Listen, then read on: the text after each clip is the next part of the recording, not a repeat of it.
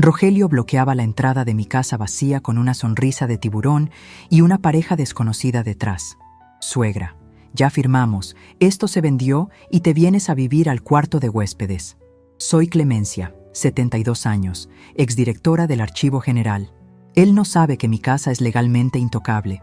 El taxi se alejaba por la calle empedrada, llevándose con él la paz que había logrado acumular durante 20 días de navegación por el Caribe. El sol de la tarde golpeaba la fachada de mi casona, esa estructura antigua de techos altos y ventanales de madera que mi difunto esposo, Ernesto, y yo habíamos restaurado con el sudor de nuestra frente hace 40 años. Me bajé del auto sintiéndome renovada, con la piel bronceada y un sombrero de ala ancha que me hacía sentir elegante, una sensación que a mi edad a veces se nos escapa entre los dolores de huesos y las miradas condescendientes de los jóvenes. Pero esa elegancia se transformó en un frío glacial. En el estómago apenas puse un pie en la acera. La puerta principal, esa hermosa pieza de roble tallado que siempre mantenía cerrada con doble llave, estaba abierta de par en par. Y allí estaba él, Rogelio, mi yerno, el hombre que se casó con mi única hija, Marcela, hace 15 años. Un tipo de esos que siempre usan colonia cara, pero nunca tienen dinero para pagar la cuenta del restaurante. «Clemencia, bienvenida», gritó, abriendo los brazos como si fuera el dueño del circo. «Llegaste justo a tiempo para el brindis». Me quedé paralizada, aferrando el asa de mi maleta con ruedas. Detrás de él, en el vestíbulo que solía recibirme con el aroma a cera para madera y flores frescas, no había nada. Absolutamente nada. Mi consola Luis XV, donde dejaba las llaves, había desaparecido. El espejo de marco dorado que había pertenecido a mi abuela ya no estaba. Solo quedaban las marcas rectangulares en la pintura de la pared, como fantasmas de una vida que alguien había decidido borrar. «¿Qué significa esto, Rogelio?», pregunté. Mi voz salió más tranquila de lo que me sentía. Por dentro, el corazón me martilleaba contra las costillas como un pájaro enjaulado. «Significa solución, suegra. Solución a todos tus problemas», dijo él, dando un paso hacia adelante y posando una mano pesada sobre mi hombro. Me sacudí su tacto con un movimiento seco. «Mira, te presento a los Ramírez. Ellos son los nuevos dueños. Gente encantadora. Pagaron al contado. Una oportunidad que no podíamos dejar pasar». Una pareja joven, de unos 30 y tantos años, asomó tímidamente detrás de la corpulencia de mi yerno. La chica me miró con una mezcla de lástima y confusión. El muchacho sostenía una copa de champán barato en la mano. «Mucho gusto, señora. Doña Clemencia», balbuceó el joven. «Nos dijeron que usted estaba... bueno, que ya se había mudado a la residencia asistida». «¿Residencia asistida?», repetí, sintiendo cómo la sangre me subía al rostro, caliente y punzante. Entré a la casa pasando por alto a Rogelio, empujándolo con el hombro. El sonido de mis tacones resonó con un eco hueco, terrible. Caminé hacia la sala, vacía. Mis sillones de terciopelo verde, mi colección de porcelanas, los libros, mis libros. Siglos de historia, primeras ediciones que había rescatado y cuidado con mimo de archivista, todo se había esfumado. El piso de mosaico hidráulico estaba sucio, marcado por las huellas de botas de mudanza. «¿Dónde están mis cosas?». Giré sobre mis talones para encarar a Rogelio, que había entrado detrás de mí con esa sonrisa que no se le borraba ni con ácido. «Todo está en una bodega, Clemencia, tranquila. Bueno, lo que servía. Lo demás, ya sabes, cosas viejas, basura acumulada. Lo vendimos o lo donamos», dijo con una ligereza que me revolvió el estómago. «Marcela y yo lo hablamos mientras estabas en el barco. No queríamos arruinarte las vacaciones con detalles técnicos. Estás mayor. Esta casa es un monstruo para ti sola. Se cae a pedazos. Es un peligro». «¿Marcela?», pregunté, buscando a mi hija con la mirada, aunque sabía que no la encontraría. Marcela siempre fue débil de carácter, moldeable como la arcilla en manos de este hombre ambicioso. «Ella está en la casa, preparándote el cuarto. Vas a estar bien con nosotros, suegra. Te acondicionamos la habitación de abajo, la que está junto al garaje, para que no tengas que subir escaleras. Con el dinero de la venta, nosotros ampliamos el negocio y tú tienes tu vejez asegurada. Todos ganamos. La injusticia me golpeó no como una ola, sino como un tsunami. No era solo el robo de mis muebles, era el robo de mi dignidad. Habían aprovechado mis 20 días de ausencia, mi primer descanso en años, para desmantelar mi vida entera. Me habían tratado como a un trasto viejo que se mueve de un lado a otro sin consultarle. Cosas viejas, había dicho, basura acumulada. Se refería a mi vida, a los recuerdos de Ernesto, al patrimonio que construí trabajando 40 años clasificando documentos históricos del gobierno, donde aprendí que un papel mal puesto puede derribar un ministerio. Sentí una punzada de dolor en el pecho, pero no era un infarto. Era la ira, una ira pura, destilada, añeja. Rogelio me miraba esperando ver a la anciana desvalida, a la viuda que llora y agradece que alguien se haga cargo de ella. Esperaba ver a la abuelita que firma lo que le pongan enfrente porque no entiende de esas cosas modernas. ¿Vendieron la casa?, pregunté suavemente, bajando la mirada hacia mi bolso. Así es, escriturado y todo. Tengo un poder notarial que firmaste hace años, ¿recuerdas? Ese para emergencias médicas. Bueno, el notario amigo mío dijo que servía para esto también. Rogelio guiñó un ojo a la pareja de compradores, que ahora parecían muy incómodos. No te preocupes por los detalles legales, suegra. Ya está hecho. El camión de mudanza se llevó lo último esta mañana. Cerré los ojos un segundo. Respiré el olor a polvo y traición. Recordé el día que me jubilé. Mis compañeros me regalaron una pluma fuente de oro. Me dijeron, Clemencia, usted es la única persona que sabe dónde están enterrados todos los secretos de esta ciudad. No se referían a cadáveres, sino a expedientes, a cláusulas, a letras chiquitas. Yo no soy una viejita indefensa. Soy una mujer que organizó el caos administrativo de 3 gobernadores. Soy una mujer que sabe leer. Y sobre todo, soy una mujer que nunca, jamás, deja cabos sueltos. Abrí los ojos. La tristeza se evaporó, dejando paso a una claridad mental absoluta. Rogelio había cometido el error clásico de los mediocres, subestimar a quien tiene canas. Creyó que el poder notarial que le di para decisiones médicas, en caso de incapacidad, le daba potestad sobre mis bienes raíces. Pero más allá de eso, ignoraba la naturaleza misma de esta propiedad.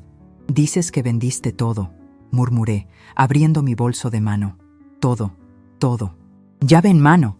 Rogelio se frotó las manos. Los Ramírez se mudan mañana. Tú te vienes ahora mismo. El auto está afuera. No, Rogelio, dije, y mi voz resonó con la autoridad que usaba para silenciar a los pasantes en la biblioteca. Yo no voy a ninguna parte. Y los señores Ramírez, lamento informarles, han sido estafados. El joven comprador frunció el ceño. ¿Cómo dice? Saqué mi celular. No era un modelo antiguo de teclas grandes. Era un smartphone de última generación que usaba para gestionar mis inversiones y leer las noticias internacionales. Marqué un número que sabía de memoria. No necesitaba buscar en la agenda. ¿A quién llamas, Clemencia? Deja el drama. Rogelio bufó, perdiendo un poco la sonrisa. No empieces con tus cosas de loca. El teléfono dio tono 2 veces. ¿Doctor Bermúdez? Soy Clemencia Valdés. Sí, acabo de llegar. Necesito que venga a mi domicilio inmediatamente. Traiga a la policía y el acta constitutiva número 458. Sí, parece que tenemos un caso de fraude flagrante, allanamiento de morada y robo calificado. Ah, y doctor, traiga también el documento del fideicomiso de patrimonio histórico. Colgué y miré a Rogelio. Su cara había pasado del color rojizo de la suficiencia a un pálido enfermizo. ¿Qué fideicomiso?, preguntó, con la voz un poco más aguda. Me reí bajito. Fue una risa seca, sin alegría, pero llena de poder. Ay, Rogelio, eres tan básico. Caminé hacia el centro de la sala vacía, ocupando el espacio como si todavía estuviera llena de mis muebles. ¿Crees que esta casa es mía? ¿Crees que podías venderla usando un poder médico vencido y un notario corrupto? Pero esta casa no me pertenece a mí, ni te pertenece a ti, ni a Marcela. Me giré hacia la pareja, que miraba la escena con los ojos como platos. Jóvenes, lamento mucho que hayan pagado dinero a este estafador. Espero que puedan recuperarlo, aunque lo dudo, porque Rogelio suele gastar lo que no tiene. Pero verán. Hice una pausa dramática, disfrutando el silencio tenso que se había formado. Hace 10 años, doné la nuda propiedad de este terreno y la estructura a la Fundación de Archivos Históricos de la ciudad, reservándome únicamente el usufructo vitalicio. Esta casa es, legalmente, un museo privado del Estado mientras yo viva. El silencio fue absoluto. Se podía escuchar el zumbido de una mosca chocando contra el vidrio de la ventana. «Eso es mentira», sisitó Rogelio. «Yo vi las escrituras en tu caja fuerte. Estaban a tu nombre. Viste las copias simples de 1980, Rogelio. Un buen archivista nunca deja los originales al alcance de los ignorantes». Le sonreí, esta vez con verdadera satisfacción. «Nadie puede vender esta casa. Nadie. Y mucho menos tú». El sonido de sirenas empezó a escucharse a lo lejos, acercándose por la avenida principal. Rogelio miró hacia la puerta, luego hacia mí, y por primera vez en 15 años vi miedo real en sus ojos. «Te dije que te ibas a venir a vivir con nosotros», gruñó, intentando recuperar el control, avanzando hacia mí con los puños apretados. «No me vas a arruinar esto, vieja bruja. Ya me gasté el anticipo». No retrocedí. Me mantuve firme, con la barbilla en alto, apoyada en mis tacones y en 40 años de disciplina férrea. «No, Rogelio, tú no has entendido nada. Yo no me voy a vivir a tu garaje. Tú te vas a ir a la cárcel. Y prepárate, porque apenas estoy empezando». El sonido de las patrullas se detuvo justo frente a la casa. Las luces rojas y azules bailaron sobre las paredes desnudas de mi sala, iluminando el rostro descompuesto de mi yerno. Respiré hondo, sintiendo cómo la adrenalina limpiaba el cansancio del viaje. Habían vaciado mi casa, sí, pero habían llenado mi tanque de guerra. Me ajusté el sombrero, crucé los brazos y esperé a que la justicia entrara por la puerta. El silencio que quedó en la casa después de que se marchó la policía era más pesado que cualquiera de los muebles antiguos que me habían robado. Las luces azules de las patrullas dejaron de girar en mis paredes, y el doctor Bermúdez, mi abogado de toda la vida y fiel amigo, se despidió con la promesa de tener lista la demanda formal a primera hora de la mañana. Los Ramírez, la pareja de compradores, se habían ido furiosos, amenazando con demandar a Rogelio hasta por el aire que respiraba. ¿Y Rogelio? Bueno, se lo habían llevado a la delegación para declarar, aunque sabía que, con el sistema judicial que tenemos, probablemente estaría libre en unas horas mientras se armaba el expediente. Me quedé sola en medio de la sala. Mi sala, ese espacio que durante 40 años había albergado risas, discusiones, navidades y velorios, ahora era un cajón de resonancia vacío. El eco de mis propios pasos me resultaba extraño, casi agresivo. Caminé despacio, recorriendo con la yema de los dedos las marcas de polvo en las paredes donde antes colgaban los cuadros. Se habían llevado hasta los clavos. No sentía miedo. Lo que sentía era una frialdad clínica, esa misma que me invadía cuando tenía que reorganizar una sección entera del archivo general porque alguien había extraviado documentos vitales. Mi mente, entrenada para el orden y la clasificación, empezó a escanear el vacío no como una tragedia, sino como una escena del crimen que necesitaba ser decodificada. Fui a la cocina. Por suerte, los electrodomésticos empotrados seguían ahí. Supongo que a Rogelio le dio pereza desatornillarlos. Abrí la nevera, vacía, apagada y con un olor a humedad rancia. Suspiré. Mi primera noche de regreso del paraíso caribeño, y mi cena sería el aire. Pero el hambre era lo de menos. Necesitaba evaluar el daño real, no el de los muebles. Esos son madera y tela, cosas que se reponen. Necesitaba saber cuánto daño le habían hecho a mi estructura de seguridad. Subí las escaleras hacia mi despacho en el segundo piso. Mis rodillas protestaron un poco, recordándome que los 72 años no son en vano, pero la adrenalina funcionaba mejor que cualquier ungüento. El despacho estaba desolado. Mi escritorio de caoba, donde escribí mis memorias y clasifiqué la historia de la ciudad, no estaba. Mis estanterías, vacías. Tirados en el suelo había papeles sueltos, clips y basurilla que no consideraron valiosa. Me agaché con dificultad y recogí un papel arrugado. Era una factura de luz vencida. Rogelio ni siquiera había tenido la decencia de pagar los servicios con el dinero que seguramente le había sacado a mi hija. Porque ahí estaba la verdadera herida, la que sangraba por dentro. Marcela, Mi niña, la mujer que crié para ser independiente, ahora convertida en cómplice de un saqueo a su propia madre. Pero no había tiempo para lágrimas sentimentales. Las lágrimas emborronan la tinta y yo necesitaba claridad. Me dirigí hacia la esquina de la habitación, justo donde el piso de madera hacía una L con el zócalo de la ventana. Rogelio era un hombre de superficies. Le importaba lo que se veía, la apariencia, el brillo. Nunca profundizaba. Por eso nunca fue un buen comerciante y siempre quebraba sus negocios. Yo, en cambio, soy una mujer de fondos. Me arrodillé y presioné con fuerza sobre la tercera tabla del piso, contando desde la pared. Un suave clic mecánico respondió a mi tacto. Era un sistema de resorte antiguo que Ernesto había instalado hace décadas, mucho antes de que existieran las cajas fuertes digitales. Levanté la tabla. Ahí estaba, mi verdadero archivo. Rogelio se había llevado la caja fuerte de la pared, esa que estaba detrás del cuadro falso, como en las películas malas. Pobre iluso. En esa caja solo guardaba copias notariadas viejas, un poco de efectivo para emergencias menores y joyas de fantasía que usaba para diario. Lo importante, lo que define quién es Clemencia Valdés, estaba aquí, bajo mis pies, envuelto en plástico hermético y sobres de Manila. Saqué el primer sobre, los títulos de propiedad originales, con los sellos de lacre que ya no se usan. El acta constitutiva del fideicomiso que había mencionado al abogado, ese que blindaba la casa como patrimonio histórico. Pero había más. Saqué una libreta de piel negra, pequeña, que cabía en la palma de mi mano. La abrí. Mis ojos recorrieron las columnas de números y notas escritas con mi letra apretada y minuciosa. Durante los últimos 5 años, cada vez que Rogelio me pedía un préstamo para un negocio que seguro fallaría, yo se lo daba. Pero no por generosidad ciega. Lo hacía para documentar cada centavo, cada transferencia. Cada vez que Marcela venía llorando porque no tenían para la colegiatura de los nietos, yo pagaba directamente a la escuela y guardaba el recibo.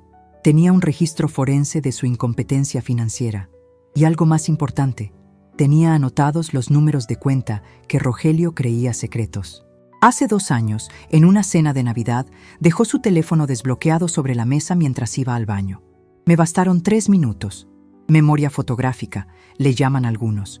Yo le llamo de formación profesional. ¡Ay, Rogelio!, murmuré en la penumbra del cuarto vacío, acariciando la libreta.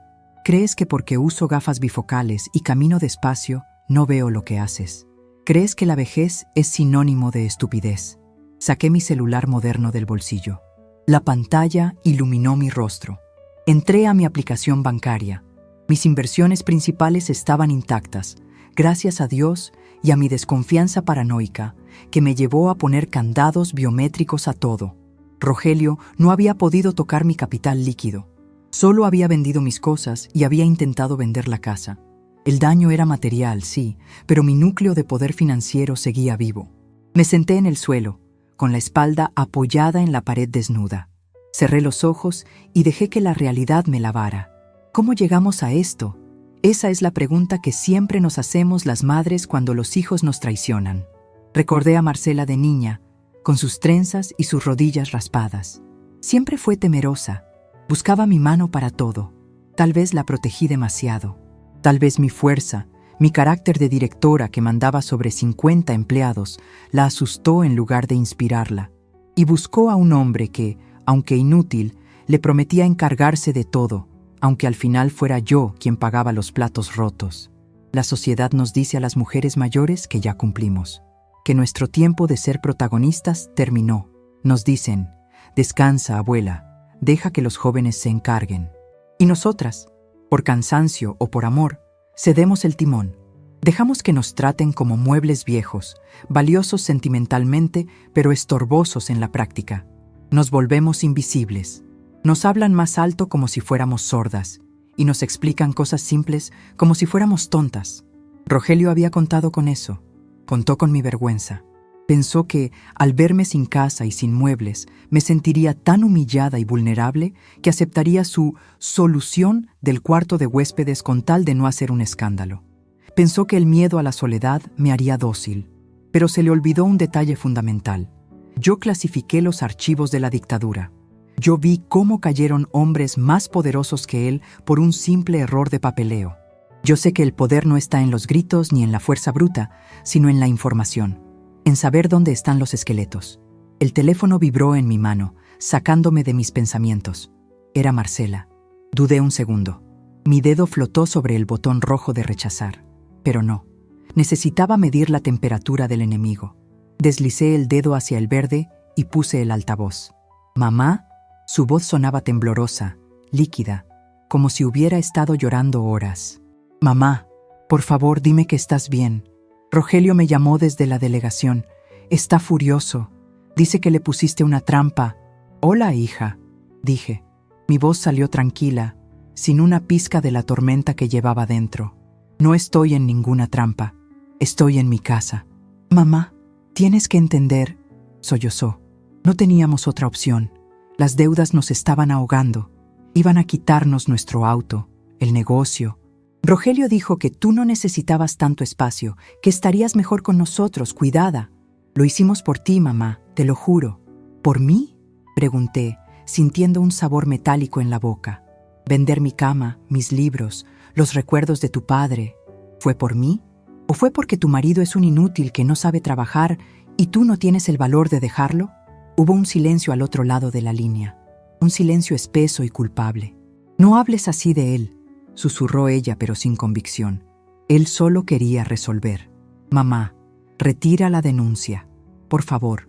Si Rogelio tiene antecedentes, no podrá pedir el crédito que necesitamos para devolver el dinero a los Ramírez.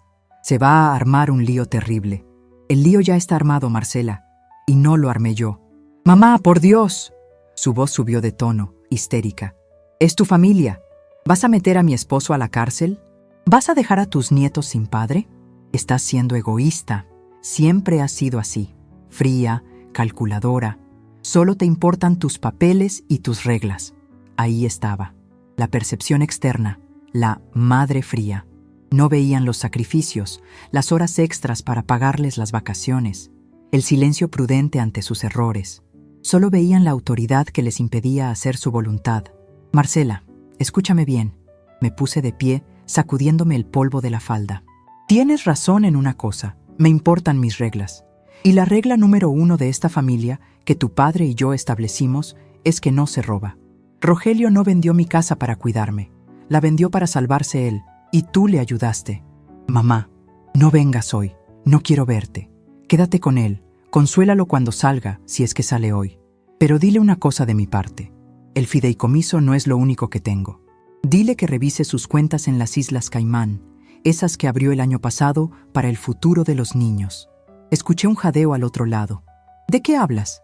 Rogelio no tiene cuentas en...». «Díselo, Marcela. Dile que la vieja bruja sabe contar. Buenas noches». Corté la llamada.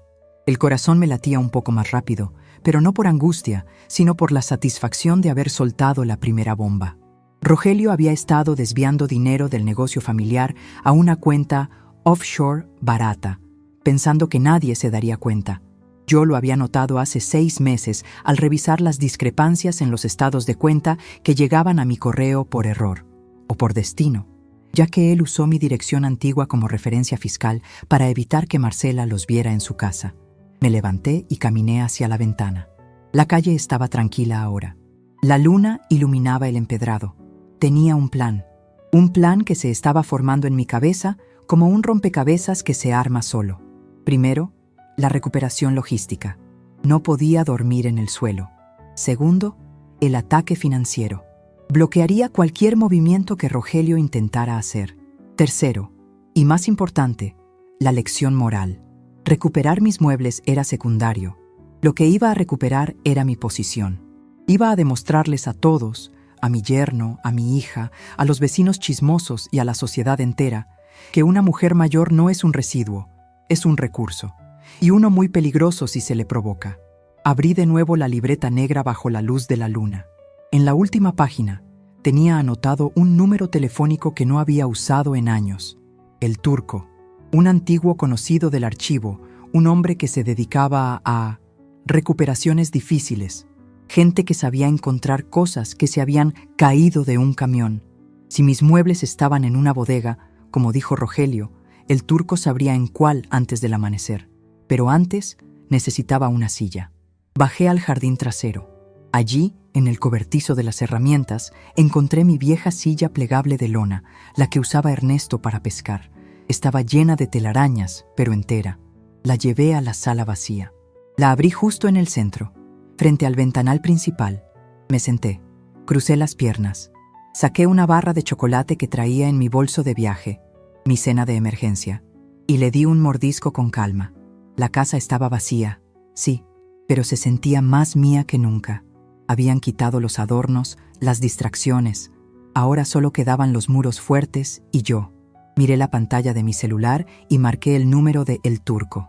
¿Sí?, contestó una voz ronca al tercer tono. Buenas noches, Turco. Soy Clemencia Valdés. ¿Doña Clemencia? La voz cambió, se volvió respetuosa, casi temerosa. ¡Qué milagro! Pensé que ya se había retirado de todo. Del trabajo sí, Turco. De la vida no. Necesito tus servicios. Y necesito que sea esta noche. Usted dirá, jefa, quiero saber dónde está el camión de mudanzas, transportes rápidos que salió de mi casa esta mañana. Y quiero saber quién es el notario que firmó una escritura falsa a nombre de Rogelio Méndez. Eso es fácil, doña. ¿Algo más? Sí, sonreí en la oscuridad, una sonrisa que no llegaba a mis ojos. Consígueme un cerrajero de confianza. Voy a cambiar todas las cerraduras. Y Turco, quiero que averigües cuánto debe exactamente mi yerno a los usureros del barrio sur. Sé que debe, solo quiero la cifra exacta. A la orden. En 1 hora la llamo. Colgué. El hambre se había ido. El cansancio se había transformado en una energía fría y calculadora. Rogelio había encendido la mecha, pero no sabía que estaba parado sobre un barril de pólvora. Mañana, cuando el sol saliera, la dulce abuelita habría desaparecido. En su lugar, se encontrarían con la exdirectora del Archivo General, y yo nunca, jamás, dejo un expediente sin cerrar. Me acomodé en la silla de pesca, en medio de mi palacio vacío, y esperé la llamada. La noche apenas comenzaba, y yo tenía mucho trabajo por hacer. La primera luz del amanecer entró por los ventanales desnudos de la sala, pintando de naranja las marcas de polvo en el suelo donde antes reposaban mis alfombras persas. Había dormido apenas 3 horas en la silla plegable de pesca, cubierta con un chal que saqué de mi maleta, pero extrañamente no me dolía el cuerpo. Al contrario, sentía esa rigidez alerta que precede a las grandes batallas. Me levanté, me estiré escuchando el crujido de mis vértebras y fui directo a la cocina. Preparé café instantáneo en una taza que encontré olvidada en el fondo de una alacena. El sabor era metálico y amargo, perfecto para despertar los sentidos. A las 7 en punto, el timbre resonó en la casa vacía. No era Rogelio, era el cerrajero que El Turco me había recomendado. Un hombre bajo, de pocas palabras y manos llenas de grasa, que trabajó con la eficiencia de un cirujano. ¿Todas las chapas, señora?, preguntó, mirando con curiosidad el eco de la casa vacía. Todas, maestro. Y póngame cerrojos de seguridad doble en las puertas traseras. Quiero que esta casa sea un búnker antes del mediodía. Mientras él trabajaba, me dediqué a barrer. Barrí con una escoba vieja que encontré en el patio. Barrí el polvo, la tierra y las malas energías. Cada escobazo era una declaración de propiedad. No necesitaba mis muebles para ser la dueña de mi castillo. El espacio vacío me daba claridad. Me permitía ver los ángulos, las esquinas, las estrategias sin estorbos visuales. Rogelio pensó que al quitarme mis cosas me quitaba mi identidad, pero solo me había quitado el peso muerto. Ahora era ligera. Ahora era peligrosa. A las 9 de la mañana, cuando el cerrajero ajustaba el último tornillo de la puerta principal, escuché el motor del auto de Rogelio frenar bruscamente afuera. El sonido de su portazo fue violento. Sonreí para mis adentros, le pagué al cerrajero y le hice una seña para que saliera por la puerta del jardín lateral. Me alisé la blusa, me acomodé el cabello frente al reflejo de un vidrio y esperé. Escuché el sonido metálico de su llave entrando en la cerradura. Giró, se trabó, giró de nuevo, con más fuerza. Nada. ¿Qué demonios? Escuché su voz ahogada a través de la madera de roble. Volvió a intentarlo, sacudiendo la manija con desesperación. Luego, golpes, puñetazos secos y furiosos. «Clemencia, sé que estás ahí. ¡Abre la maldita puerta!», gritó Rogelio. No había ni rastro del suegra querida de ayer. Caminé despacio hacia la puerta, pero no la abrí. Me quedé parada del otro lado, sintiendo la vibración de sus golpes en la madera, separada de su violencia por apenas 5 centímetros de roble y un cerrojo nuevo de acero endurecido. «La llave que tienes ya no sirve, Rogelio», dije con voz calmada, proyectándola lo suficiente para que me oyera sin necesidad de gritar. «Al igual que tu autoridad en esta casa». «Esto es ilegal», bramó él. «Marcela también vive aquí. Tengo derecho a entrar por mis cosas». «Tus cosas, Rogelio, las sacaste ayer junto con las mías, ¿o ya se te olvidó? Tú mismo dijiste, se vendió todo. En esta casa no queda nada tuyo, ni siquiera tu dignidad». Hubo un silencio del otro lado, seguido de murmullos. Marcela estaba con él. Mi corazón tuvo un pequeño vuelco, un espasmo de dolor maternal que reprimí de inmediato. No podía permitirme debilidades ahora. «Mamá». La voz de Marcela se filtró por la puerta, temblorosa y suplicante. «Por favor, abre. Tenemos que hablar. Los Ramírez están furiosos, quieren su dinero de vuelta hoy mismo o nos van a denunciar por estafa.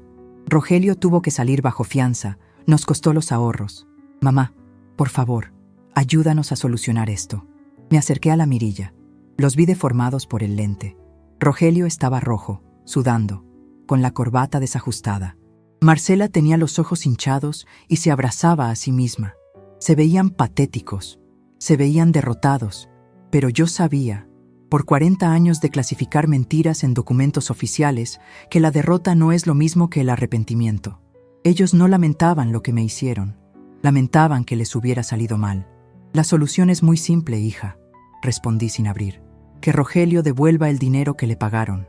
«Ya me gasté una parte», gritó Rogelio, perdiendo la paciencia de nuevo. «Pagué deudas, no tengo el total. Tienes que firmar, Clemencia. Tienes que validar la venta o dejarnos hipotecar la casa. Si no devuelvo esa plata hoy, voy a ir preso de verdad». Ahí estaba la confesión, la urgencia, el miedo. «Ese no es mi problema, Rogelio. Es una lección de matemáticas básicas. No se gasta lo que no es de uno. Ahora, retírense. Voy a salir a hacer mandados y si están aquí cuando abra la puerta, llamaré a la patrulla por acoso. Y créeme, con tu situación legal actual, no quieres que la policía vuelva a venir». Escuché una patada contra la puerta, una maldición y luego los pasos arrastrados alejándose. Esperé 5 minutos. Miré por la ventana y vi su auto doblar la esquina. Salí de la casa impecable. Llevaba mi mejor traje sastre de lino beige, mis gafas oscuras y el bolso con la libreta negra y el celular. Parecía una mujer que iba a un brunch con amigas, no una mujer que acababa de perder todos sus muebles. Caminé hasta la avenida y tomé un taxi. «Al Banco Nacional, por favor», le dije al conductor. Mi primera parada fue estratégica. Como exfuncionaria, conocía al gerente de la sucursal desde hacía años. Me recibió con café y galletas, sorprendido de verme tan pronto después de mi viaje. «Doña Clemencia, qué gusto. ¿En qué podemos servirle?» «Vengo a hacer una reestructuración de mis cuentas, licenciado», dije, sacando mis tarjetas de crédito. «Quiero cancelar las extensiones a nombre de Marcela Méndez, de inmediato, y quiero bloquear cualquier intento de acceso a mis cuentas de inversión con el poder notarial antiguo. Aquí traigo la revocación que redactó mi abogado anoche». El gerente tecleó rápido en su computadora. «Hecho. Las tarjetas quedarán inválidas en este momento». «¿Algo más?» «Sí. Quiero un estado de cuenta detallado de los movimientos de los últimos 20 días. Rogelio mencionó que pagó deudas. Quiero saber si intentó usar mi nombre para avalar algo». Mientras el gerente imprimía los papeles, mi celular vibró con un mensaje de El Turco. Era una foto y una dirección. La foto mostraba un galpón de techo de lámina en la zona industrial y en la entrada, estacionado, el camión de transportes rápidos. Debajo del mensaje, una línea de texto. «Aquí está todo, jefa. El velador dice que descargaron ayer a la mala. Al parecer, el dueño de la bodega es compadre de su yerno». Sentí un alivio frío. Mis cosas existían. No habían sido quemadas ni vendidas por partes todavía. Estaban secuestradas en un purgatorio de polvo y grasa, pero estaban juntas. Salí del banco sintiéndome más poderosa. Ya no era la víctima que reacciona, era la jugadora que mueve las fichas. Rogelio estaba corriendo en círculos tratando de tapar agujeros, mientras yo estaba cerrando las llaves de paso. Sin las tarjetas de crédito de emergencia que Marcela usaba y que Rogelio exprimía, su liquidez diaria se acabaría en horas. Me dirigí a la dirección que me dio el turco. No iba a entrar, solo quería ver. El taxi me dejó a una cuadra. Caminé bajo el sol del mediodía, el calor subiendo del asfalto. Me detuve frente a la reja del depósito. A través de los eslabones, vi mis sillones. Estaban apilados de mala manera cerca de la entrada del galpón abierto, expuestos al polvo. Mi consola Luis XV tenía una caja de cartón encima. La indignación me quemó la garganta, pero la usé como combustible. Tomé varias fotos con mi celular. Zoom a la placa del camión. Zoom a mis muebles. Zoom al candado de la reja. De regreso a casa, mi teléfono no paraba de sonar. Marcela, Rogelio. Números desconocidos. Probablemente los acreedores o los Ramírez. Lo puse en silencio. El silencio es una tortura para la gente desesperada. Les hace imaginar los peores escenarios. Llegué a mi casa a las 2 de la tarde. Tenía hambre. Así que compré un sándwich en la tienda de la esquina y me senté a comerlo en mi silla de pesca, en medio de la sala vacía. Estaba masticando el último bocado cuando vi una sombra proyectarse en el piso a través del ventanal. Rogelio había vuelto, pero esta vez no golpeó. Me asomé discretamente. Estaba sentado en la acera, con la cabeza entre las manos. Marcela estaba de pie junto a él, hablando por teléfono, gesticulando nerviosa. Se veían como náufragos. Decidí que era el momento de apretar la tuerca. Abrí la puerta principal. El sonido del cerrojo hizo que ambos saltaran. Rogelio se puso de pie de un salto, con una mezcla de esperanza y rabia en la cara. ¿Ya entraste en razón?, preguntó, intentando recuperar su tono arrogante, aunque le temblaba la voz. Los Ramírez me dieron hasta mañana. Necesitamos ir al notario para arreglar lo del usufructo.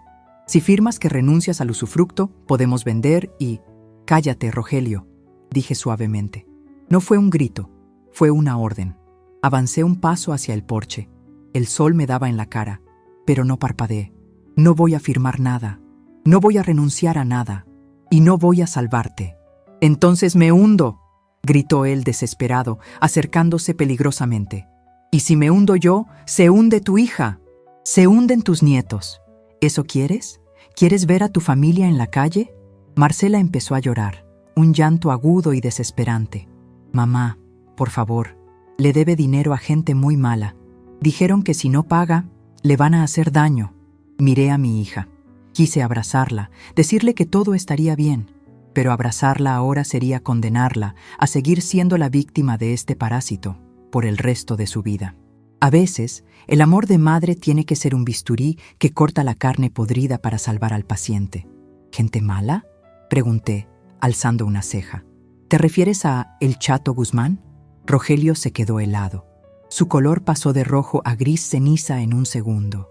Abrió la boca, pero no salió ningún sonido. ¿Cómo sabes ese nombre?, balbuceó finalmente. Saqué mi pequeña libreta negra del bolsillo. La abrí con calma, buscando la página marcada con un separador rojo. Sé muchas cosas, Rogelio. Sé que le pediste 500,000 pesos hace 6 meses para un negocio de importación de celulares que nunca existió. Sé que los intereses te están comiendo y que por eso vendiste mi casa a precio de remate, porque necesitabas efectivo rápido. Rogelio retrocedió un paso, como si le hubiera apuntado con un arma. Estás loca. Eso no es cierto. Y también sé, continué, leyendo mis notas, que desviaste 200,000 pesos de la cuenta de ahorros de los niños a una cuenta en las Islas Caimán a nombre de una sociedad fantasma llamada Inversiones RM. ¿RM? ¿Rogelio Méndez? ¡Qué poca imaginación tienes hasta para el crimen! Marcela dejó de llorar y miró a su esposo con los ojos muy abiertos. ¿Qué? ¿Sacaste el dinero de la universidad de los niños? Rogelio miraba de un lado a otro, acorralado. La fachada de hombre de negocios exitoso se desmoronaba, dejando ver al estafador mediocre que siempre fue. Ella miente, Marcela. Es una vieja senil que inventa cosas. Tengo los números de transferencia, Rogelio, dije, cerrando la libreta con un golpe seco. Y tengo algo más. Sé dónde están mis muebles, en la bodega de tu compadre en la zona industrial. Me acerqué a la barandilla del porche, mirándolo desde arriba. Así que esto es lo que va a pasar. Tienes 24 horas para que mis muebles aparezcan en esta sala, en el mismo estado en que se fueron. Si hay un solo rasguño en mi consola Luis XV, le entregaré esta libreta al fiscal que lleva tu caso de fraude. Y créeme, el fraude inmobiliario es un delito menor comparado con la evasión fiscal internacional y el lavado de dinero que sugieren estas cuentas. No puedes hacerme eso. Soy el padre de tus nietos, susurró con la voz rota. Exacto, eres el padre de mis nietos. Por eso te estoy dando una oportunidad de no podrirte en la cárcel 10 años, sino solo un par si te portas bien. Trae mis cosas. Devuelve el dinero a los Ramírez con lo que tengas escondido, y lárgate de mi vista. Rogelio me miró con odio puro. Era la mirada de un animal atrapado que se da cuenta de que la presa es en realidad el cazador. Apretó los puños, miró a Marcela que lo observaba con horror y luego escupió al suelo. Te vas a arrepentir, Clemencia. Crees que ganaste, pero no sabes con quién te estás metiendo. El chato no perdona. Yo tampoco, Rogelio. Yo tampoco. Di media vuelta y entré a la casa, cerrando la puerta con doble llave. Me apoyé contra la madera, sintiendo cómo me temblaban las piernas por primera vez en el día. No por miedo a él, sino por la adrenalina de haber soltado la bomba. Había revelado mis cartas. Ahora sabía que yo lo sabía todo. Me deslicé hasta sentarme en el suelo del vestíbulo vacío. El silencio volvió a la casa, pero ahora era diferente. Ya no era un silencio de ausencia, era un silencio de espera. Mi celular vibró de nuevo. Era un mensaje desconocido. Dicen en el barrio que la señora archivera tiene buena memoria. Cuidado, que a veces recordar mucho es malo para la salud. Miré la pantalla y sonreí. Rogelio ya le había ido con el chisme a sus prestamistas, tratando de asustarme. Pobre idiota. No sabía que yo había guardado secretos de gente que hacía ver a sus prestamistas como niños de preescolar. Me levanté, sacudí mi falda y fui a la cocina a prepararme otro café. La guerra había dejado de ser fría. Ahora estábamos en combate abierto. Y yo tenía 40 años de archivos respaldándome. Nadie sabe de lo que es capaz una mujer mayor hasta que intentan borrarla del mapa. Ahora iban a aprender que la tinta indeleble nunca se quita. Aur. La noche cayó sobre mi casa como una manta pesada y asfixiante. No encendí las luces. ¿Para qué, si no tenía lámparas? La oscuridad era mi aliada. Me permitía ver hacia afuera sin ser vista.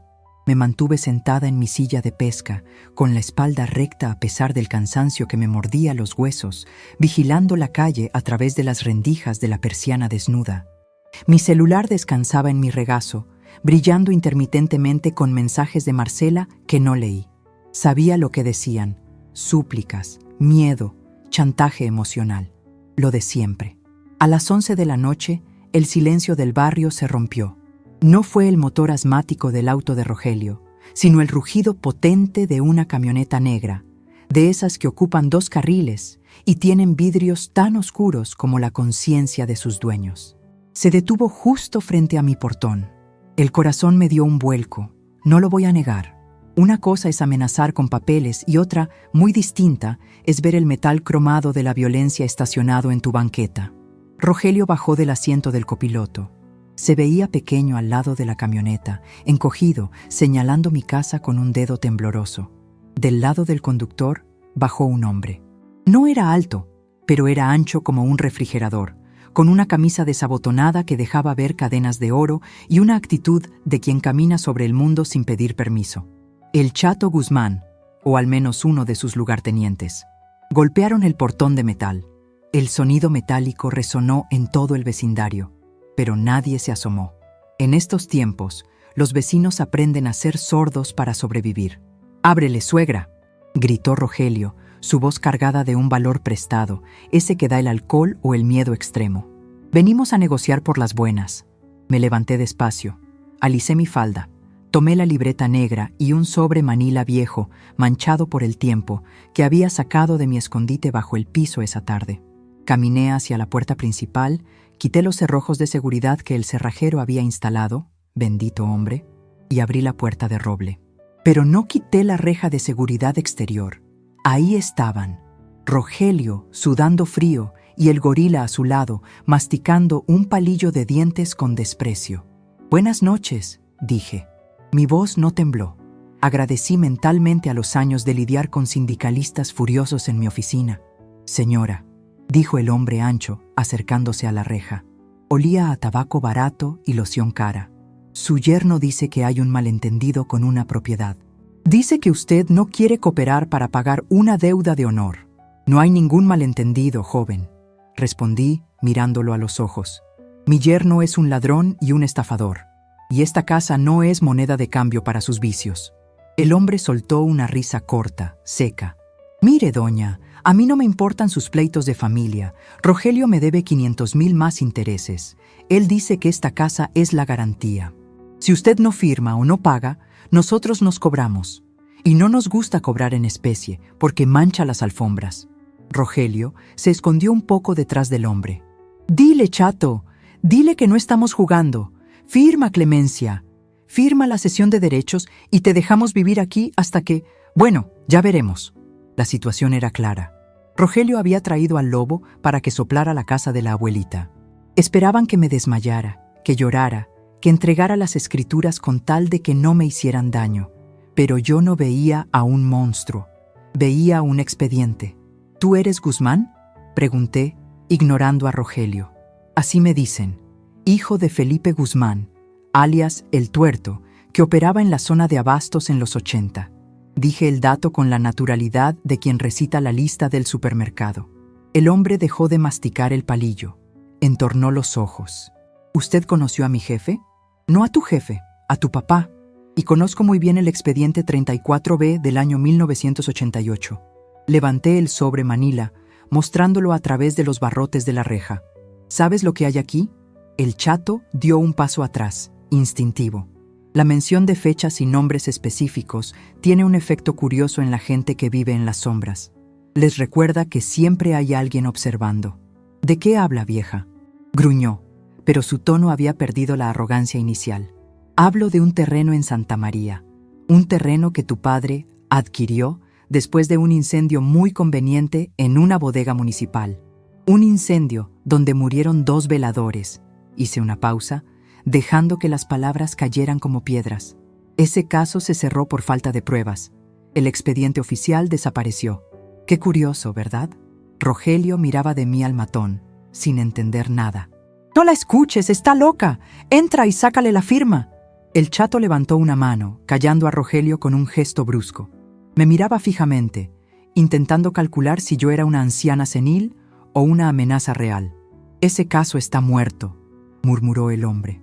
«Los casos mueren, los papeles no». Sonreí, una sonrisa fría que no llegó a mis ojos. Cuando fui directora del archivo, rescaté muchas cosas que iban a la trituradora por órdenes de arriba. Tengo la copia certificada del peritaje de bomberos que nunca llegó al juez. Tengo los nombres de los testigos que tu padre silenció. Y tengo algo más interesante para ti, muchacho. Me acerqué más a la reja, bajando la voz a un susurro conspirativo. Tengo la lista de los prestanombres actuales de tu organización, porque resulta que Rogelio no es el único idiota que deja rastros de papel. Ustedes usan una notaría en el centro, la del licenciado Perea, ¿verdad? Perea fue mi pasante hace 30 años. Es un hombre descuidado. El silencio que siguió fue absoluto. Se podía escuchar el zumbido de los insectos en las lámparas de la calle. Rogelio estaba pálido, boqueando como un pez fuera del agua. El chato me miraba con una mezcla de odio y respeto, esa mirada que se le da a una víbora que acabas de encontrar en tu bota. «Usted está jugando con fuego, doña Clemencia», dijo él, pero ya no había amenaza física en su postura, solo cautela. «Yo soy el fuego, niño. Ustedes son la leña», respondí. «Ahora, escúchame bien. Te vas a llevar a este inútil de mi puerta. La deuda de Rogelio es problema de Rogelio.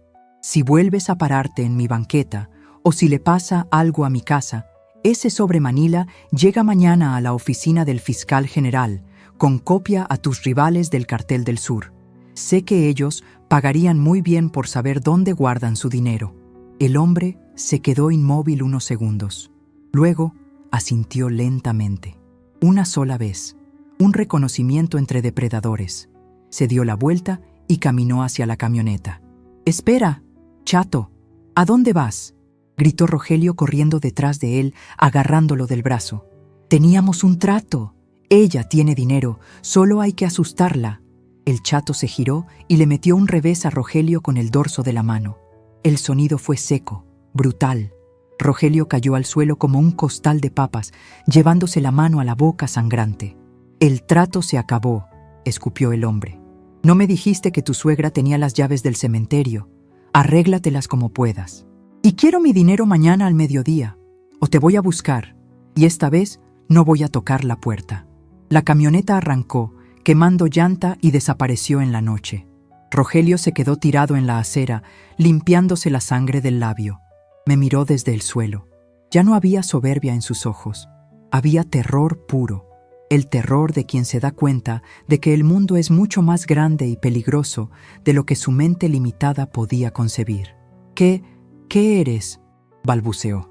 «Soy la mujer a la que le robaste», dije, cerrando la puerta de roble y echando el cerrojo con un golpe definitivo. Regresé a la sala vacía. Mis manos temblaban un poco ahora que la adrenalina bajaba, pero me obligué a respirar hondo. Me senté de nuevo en mi silla de pesca. No había ganado la guerra, pero había ganado una batalla decisiva. Había demostrado que mi poder no residía en el dinero ni en la fuerza física, sino en la memoria. En un país de olvidadizos, quien recuerda tiene el poder absoluto. Pasaron 10 minutos. Escuché golpes suaves en la puerta. No eran golpes de exigencia, eran toquidos tímidos, casi vergonzosos. «Mamá», era la voz de Marcela. «Mamá, por favor, Rogelio está sangrando. Está muy mal. Déjanos entrar. Tenemos miedo». Caminé hacia la puerta, pero no abrí.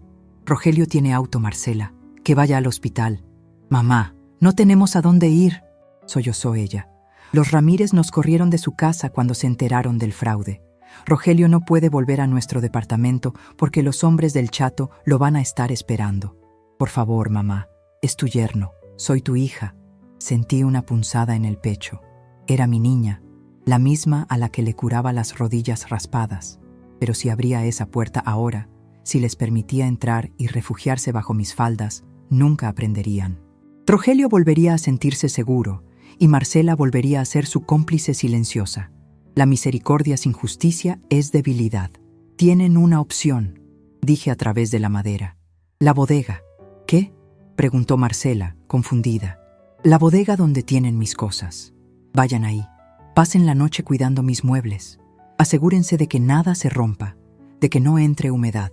Si mañana a las 8 de la mañana mis cosas no están aquí, entonces sí, Rogelio tendrá que preocuparse por el Chato. Pero si mis cosas regresan, tal vez pueda hacer una llamada para darles un poco más de tiempo». Hubo un silencio largo. Escuché a Rogelio gemir de dolor y murmurar algo ininteligible. «¿Nos estás mandando a dormir a una bodega industrial?», preguntó Marcela, incrédula. «Ustedes me mandaron a dormir a un cuarto de servicio junto al garaje, hija. Creo que una bodega es un ascenso. Tienen las llaves del camión de mudanza, ¿no? Úsenlas». Escuché sus pasos alejarse, lentos, arrastrando los pies. El motor del auto de Rogelio tardó en arrancar, pero finalmente lo hizo y se alejó por la calle. Me quedé sola de nuevo, pero esta vez la soledad no se sentía vacía, se sentía limpia. Saqué mi celular y marqué el número de El Turco. «Jefa, ¿todo bien?», contestó al primer tono. «Todo bajo control, Turco. El Chato vino a visitarme». «¿Qué?», su voz sonó alarmada. «¿Quiere que vaya para allá? Voy con los muchachos». «No hace falta. Tuvimos una charla muy productiva sobre la historia local. Se fue tranquilo, pero necesito un favor para mañana temprano. Lo que diga. Consígueme un equipo de mudanza, de los buenos. Quiero gente que sepa tratar antigüedades. Van a llegar mis cosas en un camión de transportes rápidos, pero no confío en que Rogelio y su compadre sepan bajarlas sin romperlas. Quiero que tus hombres supervisen la descarga. Y Turco, quiero que grabes todo. Las caras de Rogelio, las de Marcela. Quiero que quede constancia de cómo regresan lo robado». «Entendido, doña Clemencia. Usted es cosa seria, ¿eh? Nunca pensé que tuviera agarrado al Chato. Todos tienen una cola que les pisen, Turco. El secreto es saber dónde poner el tacón». Colgué. Me acosté en la silla plegable, cubriéndome con el chal. Miré el techo alto de mi sala, imaginando dónde volvería a colgar la lámpara de araña de cristal. Imaginé mis libros regresando a los estantes, como soldados volviendo a sus puestos después de una guerra. Pero algo había cambiado fundamentalmente. Ya no era solo mi casa, ahora era mi fortaleza. Y yo ya no era solo la viuda jubilada. Rogelio, en su infinita estupidez, me había despertado. Había sacado a la clemencia que yo misma había archivado cuando me jubilé. La estratega, la implacable, la mujer que no necesita gritar para ser escuchada. A la mañana siguiente, el espectáculo fue digno de verse. Eran las 7:30 cuando el camión de mudanzas apareció en la calle. Rogelio conducía, con el labio hinchado y morado, y un ojo casi cerrado. Marcela iba a su lado, pálida, ojerosa, con la ropa arrugada de haber dormido sentada. Detrás de ellos venía la camioneta de El Turco, con 4 hombres fornidos que parecían saber lo que hacían. Salí al porche con mi taza de café en la mano, fresca como una lechuga, como si hubiera dormido en plumas de ganso y no en una silla de lona. Abrí el portón eléctrico, que afortunadamente Rogelio no había logrado desconectar del todo, y me paré en el centro de la entrada, dirigiendo el tráfico como un policía de tránsito. «Con cuidado ese espejo», ordené cuando vi que Rogelio intentaba bajar el marco dorado de mi abuela con torpeza. «Suéltalo. Deja que los hombres del Turco lo hagan. Tú no toques nada valioso. Tus manos están sucias». Rogelio obedeció sin chistar. Estaba derrotado. La realidad le había pasado por encima como una aplanadora. Se quedó parado junto al camión, con la cabeza gacha, mientras mis muebles empezaban a fluir de regreso a la casa. Era un río de madera y recuerdos volviendo a su cauce. Marcela se acercó a mí. No intentó abrazarme esta vez. Se detuvo a 2 metros, mirándome como si fuera una desconocida. «¿Cómo lo hiciste?», preguntó en voz baja. «¿Cómo hiciste que el chato se fuera?». Rogelio dijo que tenías información de su padre. «Tengo información de todos, Marcela. Incluso tuya». La miré fijamente. «Sé de las veces que falsificaste mi firma en la escuela cuando eras niña.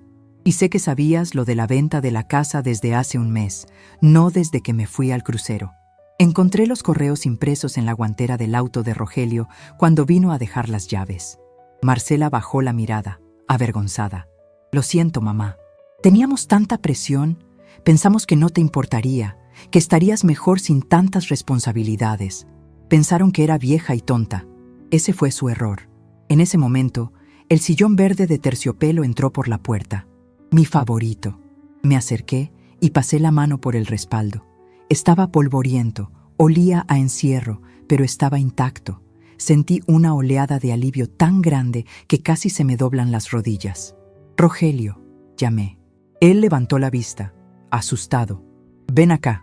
Se acercó arrastrando los pies, como un niño que va a la dirección. «Vas a limpiar cada mueble», dije, señalando la sala que se empezaba a llenar. «Vas a encerar los pisos que ensuciaron con sus botas. Y cuando termines, vas a ir al banco y vas a firmar los papeles que mi abogado te va a presentar. Vas a reconocer la deuda con los Ramírez como personal, desvinculando mi propiedad. Pero...». «No tengo cómo pagarles», gimió. «Y del chato me encargo yo por ahora. Haré esa llamada para que te dé una prórroga, pero vas a tener que trabajar, Rogelio. Trabajar de verdad. No negocios, no inversiones. Trabajar. Vas a sudar cada peso que debes. Y si fallas un solo pago, si vuelves a intentar usar mi nombre, le entregaré al chato tu nueva dirección. ¿Entendido?». Rogelio asintió frenéticamente. «Sí, suegra. Sí, Clemencia. Lo que tú digas. Gracias. Gracias por salvarme la vida. No te confundas», le dije, acercándome tanto que pude ver el miedo en sus pupilas dilatadas. «No te estoy salvando la vida. Te estoy dando una correa más larga. A partir de hoy, tú trabajas para mí. Eres mi deudor, y yo soy una acreedora muy exigente». Me di la vuelta y entré a mi casa. Los hombres del Turco colocaban la consola en su lugar. El espejo volvió a la pared. La casa empezaba a respirar de nuevo. Marcela y Rogelio se quedaron afuera, en el sol, mirando hacia adentro como si estuvieran viendo un templo prohibido. Habían perdido el derecho a entrar como familia. Ahora tendrían que ganarse el derecho a entrar como invitados. Me senté en mi sillón recuperado, en medio del caos de la mudanza inversa.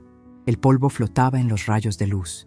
Saqué mi celular y tomé una foto de la sala, con Rogelio al fondo limpiando una mesa con un trapo. La subí a mi estado con una frase simple: limpiando la casa, sacando la basura y recuperando los tesoros. Nunca subestimen a quien conoce la historia. La vieja Clemencia había muerto en ese crucero. La mujer que estaba sentada aquí era nueva, forjada en la traición y templada en la victoria, y tenía mucho, mucho que hacer. La casa estaba llena de nuevo, pero lo más importante es que yo estaba llena de un poder que no sabía que tenía y que ya nunca volvería a soltar. Miré a mi hija a través de la ventana. Ella me miraba, y por primera vez en años no vi lástima en sus ojos. Vi admiración y un poco de miedo. Bien, el miedo es útil. El miedo mantiene las cosas en orden. Cerré los ojos y sonreí. La verdadera transformación apenas comenzaba. El aroma a mole poblano llenaba cada rincón de la casa, impregnando las cortinas de terciopelo y mezclándose con el olor a cera antigua que volvía a brillar en los pisos de madera.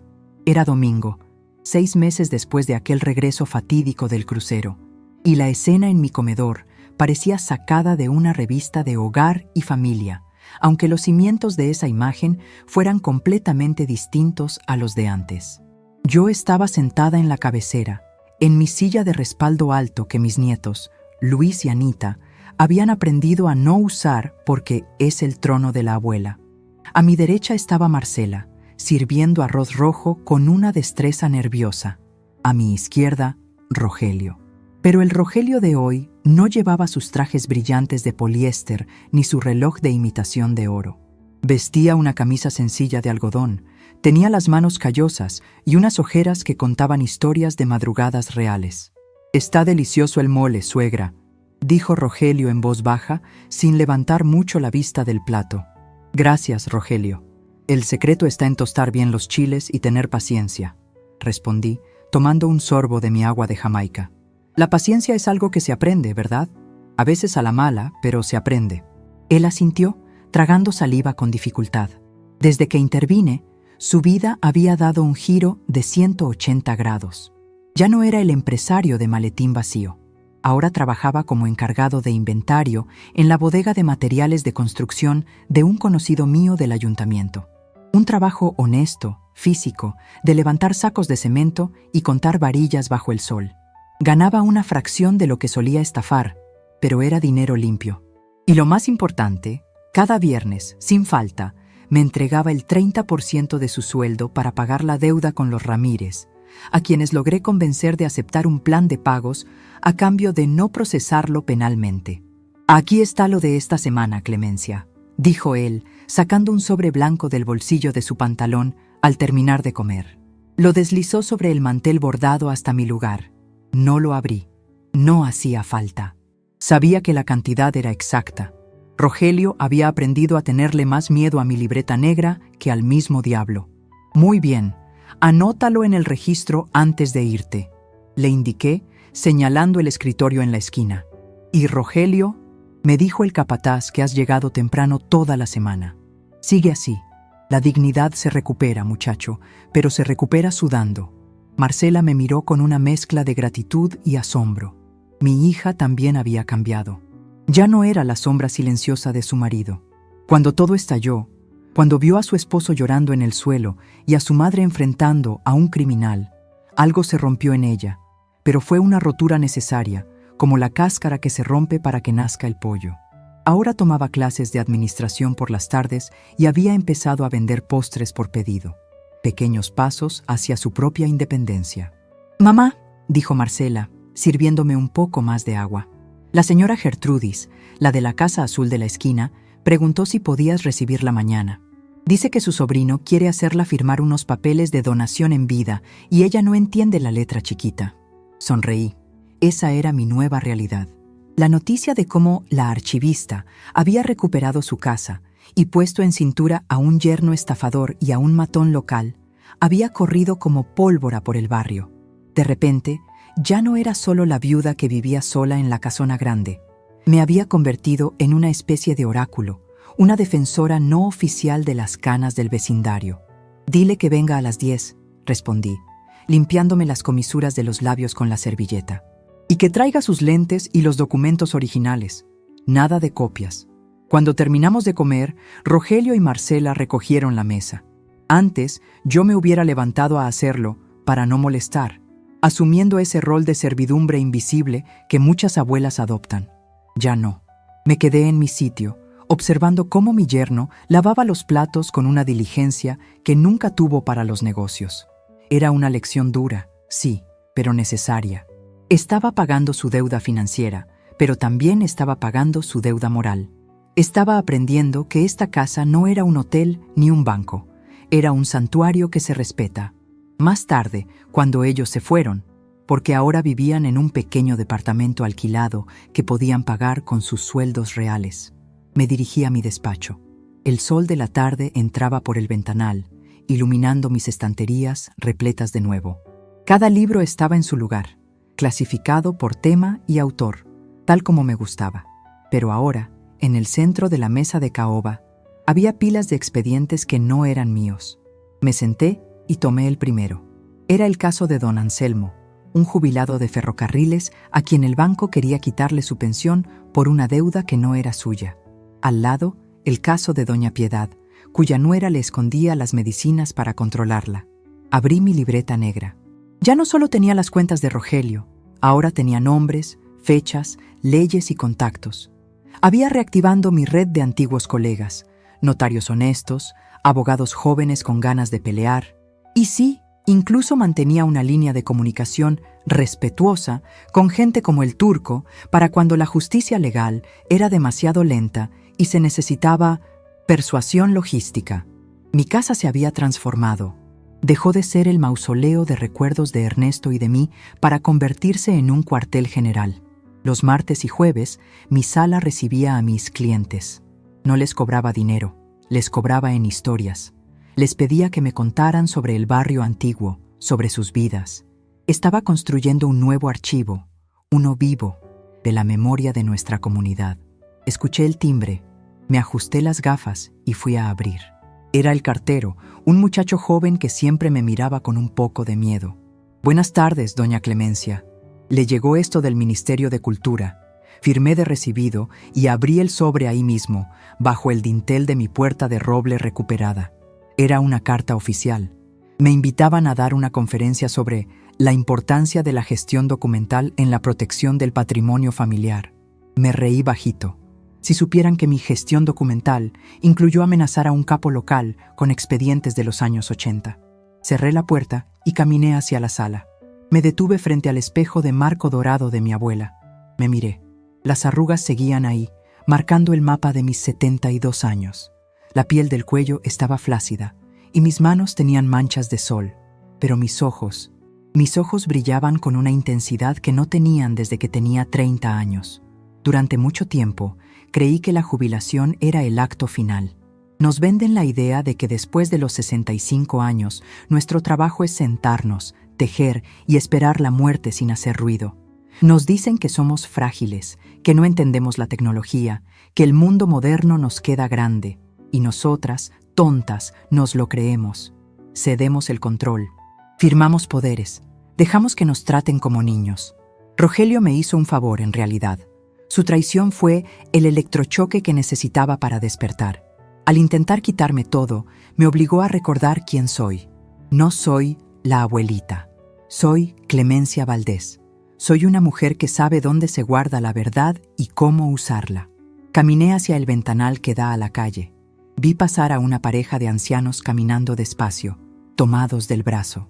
Se veían vulnerables. Pensé en cuántos depredadores hay allá afuera, esperando un momento de debilidad, un olvido, una firma apresurada. No mientras yo esté aquí, murmuré para mí misma. Mi celular vibró en el bolsillo de mi saco. Lo saqué. Era un mensaje de El Chato. Sí, manteníamos una extraña tregua. Doña, le aviso que unos tipos andan preguntando por terrenos de viejitos en la zona norte. Dicen que son de una inmobiliaria nueva. Póngase trucha. Sonreí. El Chato sabía que yo era mejor sistema de alarma que la policía. Le respondí con un simple emoji de un ojo abierto. Me senté en mi sillón verde de terciopelo. ese que Rogelio había arrastrado de vuelta con sus propias manos. Tomé un sorbo de mi café, que ahora sabía a gloria, a victoria, a paz. La transformación estaba completa. No me había convertido en una mujer amargada. Al contrario, sentía una plenitud inmensa. Había recuperado mi relación con mi hija, no desde la lástima, sino desde el respeto. Ella venía ahora a pedirme consejo, no dinero. ¿Y mis nietos? Mis nietos me miraban como si fuera una superheroína secreta. El otro día, Luisito me preguntó: «Abuela, ¿es cierto que tú asustaste a los malos?». Le guiñé un ojo y le di una galleta. Es bueno que las nuevas generaciones sepan que las abuelas muerden. Miré alrededor de mi sala. Ya no había huecos en las paredes, pero el espacio se sentía diferente. Estaba lleno de propósito. Ernesto, mi difunto esposo, solía decir que una casa no son los ladrillos, sino el carácter de quien la habita. ¿Cuánta razón tenía? Habían intentado vaciar mi casa, pero se toparon con que los cimientos eran de puro hierro. Mañana vendría la señora Gertrudis con sus papeles. Pasado mañana tenía que revisar el contrato de arrendamiento de un vecino. ¿Y el viernes? El viernes me iría a la estética a hacerme la manicura y peinarme, porque una generala también tiene que verse bien para pasar revista a las tropas. La vejez no es el final del libro. Es simplemente el capítulo donde la trama se pone más interesante, porque el protagonista ya no tiene nada que perder y tiene toda la experiencia para ganar. Me habían subestimado, y ese fue su error fatal. Ahora, yo era la guardiana de esta fortaleza y de muchas otras. Me levanté y fui hacia el tocadiscos antiguo que también había recuperado de la bodega. Puse un vinilo de boleros, de esos que le gustaban a Ernesto. La música llenó el aire, suave y romántica. «Salud, viejo», brindé al aire con mi taza de café. La casa está en orden. Y yo apenas estoy empezando. Me quedé allí, bailando sola un paso lento en medio de mi sala, sintiendo el peso delicioso de mi propia historia bajo mis pies. Afuera el mundo seguía girando, con sus prisas y sus modernidades, pero aquí adentro el tiempo bailaba a mi ritmo, y cualquiera que quisiera entrar a cambiar la música tendría que pensárselo 2 veces, porque ahora todos sabían que en esta casa no vive una viejita indefensa. Aquí vive la dueña, la señora, la archivista, y yo nunca cierro un expediente hasta que se ha hecho justicia.